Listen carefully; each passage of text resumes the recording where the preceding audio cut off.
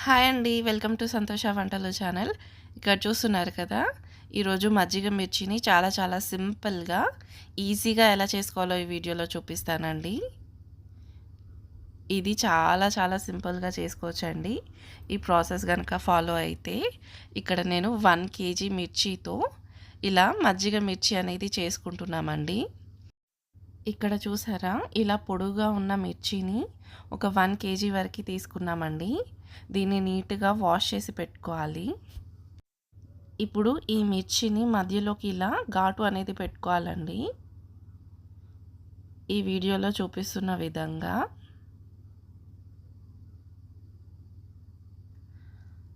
ఇలా కత్తితో ఇలా మిర్చిని మధ్యలోకి ఘాటు పెట్టుకోవాలండి కంప్లీట్‌గా. గింజలు ఏమీ తీయనవసరం లేదండి. ఇలాగే ఉంచుకోవాలి.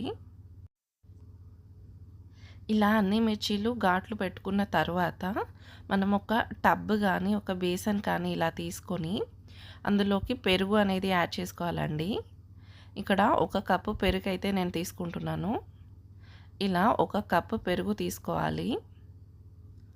అలాగే ఒక 3 టేబుల్ స్పూన్ల వరకు సాల్ట్ అనేది తీసుకున్నామండి. ఈ పెరుగులో వేసుకోవాలి. ఇప్పుడు దీంట్లోకి ఒక 2 కప్పుల వాటర్ అనేది యాడ్ చేసుకోవాలండి.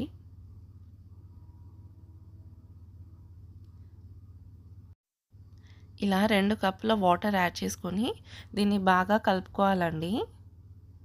పెరుగంతా మంచిగా మజ్జిగగా అయ్యేలాగా మంచిగా చిల్లకొట్టుకోవాలి. ఇక్కడ హ్యాండ్‌తోనే ఈ ప్రాసెస్ అనేది చేస్తున్నాము. మీరు కావాలంటే స్పూన్‌తో కానీ బీటర్‌తో కానీ కూడా ఇలా మంచిగా మజ్జిగ చేసుకోవచ్చండి.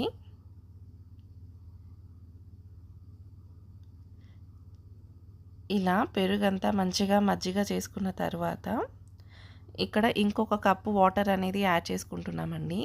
ఈ పెరుగు మజ్జిగ మరీ చిక్కగా ఉండాల్సిన అవసరం లేదు. ఇలా కొద్దిగా పల్చగా ఉన్న ఈ మిర్చికి అనేది మంచిగా పడుతుందండి. ఇలా ఇంకొక 1 కప్ వాటర్ అనేది యాడ్ చేసుకొని దీన్ని మంచిగా కలుపుకొని ఒక హాఫ్ టీ స్పూన్ వరకు పసుపు అనేది యాడ్ చేస్తున్నామండి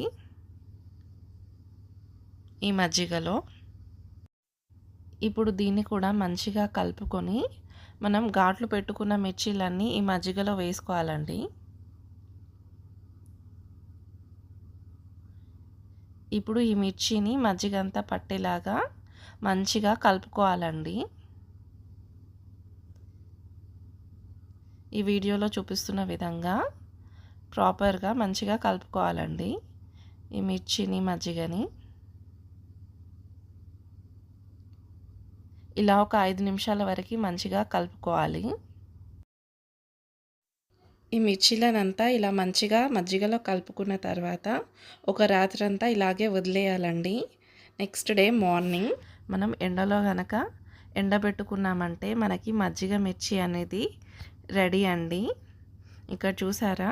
మజ్జిగ అంతా మిర్చీలకి ప్రాపర్గా పట్టుకుంది కదా! ఇప్పుడు మనం ఈ మిర్చీలని ఎండలో ఒక క్లాత్ వేసేసి దానిపైన ఒక్కొక్క మిర్చిని ఇలా ఎండబెట్టుకోవాలండి.